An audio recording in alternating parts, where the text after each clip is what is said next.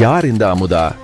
தமிழ் தேசிய போராளி ஐயா புலவர் கலியபெருமாள் அவர்களின் மருமகள்தான் அமுதா.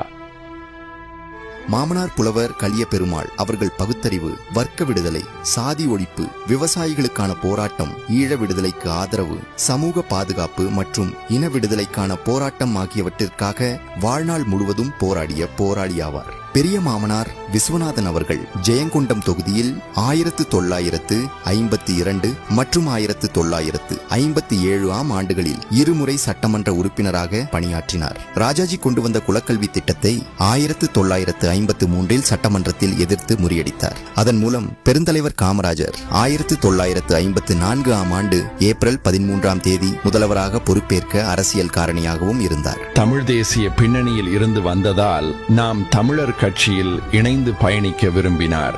நாம் தமிழர் கட்சி ஆரம்பித்த காலகட்டம் முதலே அக்கட்சியில் பயணித்து பல பொறுப்பை ஏற்று பல நிகழ்வுகள், போராட்டங்களில் அண்ணனுடன் மிகவும் சிறப்பாக களமாடினார். இன்றும் மாநில ஒருங்கிணைப்பாளராக பொறுப்பு வகித்து பல தேர்தலை சந்தித்தவரும் ஆவார். ஆரம்ப காலம் முதல் அண்ணன் சீமானுக்கு மிக நெருக்கமானவராகவும் அவரின் வழிகாட்டுதலின்படி களப்பணி செய்யும் அமுதா அவர்கள் இம்முறை 2026 ஆண்டு செங்கல்பட்டு தொகுதியில் வேட்பாளராக களமிறங்கியுள்ளார்.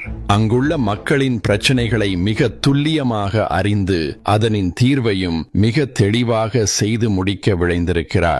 செங்கல்பட்டு தொகுதி மக்கள், உங்கள் வாழ்க்கை தரம் உயர்ந்திட மிகச்சரியான நபரை தேர்ந்தெடுங்கள்.